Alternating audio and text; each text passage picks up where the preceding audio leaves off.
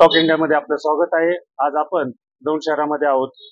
बारामती लोकसभा मतदारसंघ हा अ, बालेकिल्ला मानला जातो. तर आज आपल्या बरोबर शिवसेना उद्धव ठाकरे गटाचे संघटक, दौंड तालुका संघटक संतोष जगताप आहेत. तर आपण त्यांच्याकडनं जाणून घेऊया की त्यांची भूमिका काय आहे. तर खासदारकीच्या बाबतीत आपली भूमिका काय?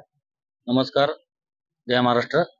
खासदारकीच्या बाबतीत भूमिका अशी आहे की गेली कित्येक वर्ष दौंड तालुक्याचे लोकसभेचे जे उमेदवार आहेत, सुप्रियाताई सुळे आणि आदरणीय पवारसाहेब यांच्या घराकडेच ही लोकसभेचं सीट आहे.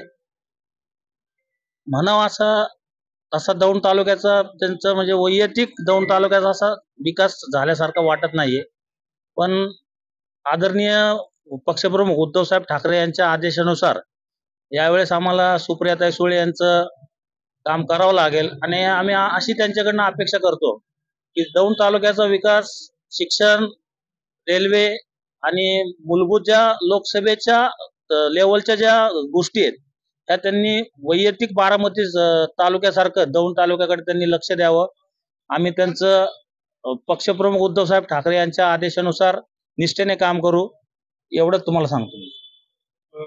दौंड तालुक्यामध्ये हा ज्या शैक्षणिक सुधारणा आहेत हा त्या निवडून येणाऱ्या खासदाराकडून तुम्ही अपेक्षा करताय?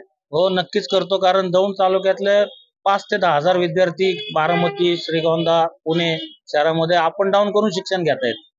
इथं वैद्यकीय शिक्षण आणि 12वी नंतरचे जे काय औद्योगिक वैद्यकीय शिक्षणासाठी दौंड तालुक्यामध्ये कुठेही सोय नसल्यामुळे आमच्या विद्यार्थ्यांना लांब लांब ठिकाणी जाऊन वसतिगृहामध्ये राहून ते शिक्षण पूर्ण करावं लागतं. विशेषतः मुलींसाठी या तालुक्याची उदासीनता जास्त, मुली शिकू शकत नाही कारण बाहेर जाऊन शिक्षण घेणं अवघड असल्यामुळं दौंड तालुक्यात एक मोठी शिक्षण संस्था असावी असं दौंडकरांना वाटतं आणि मलाही वाटतं.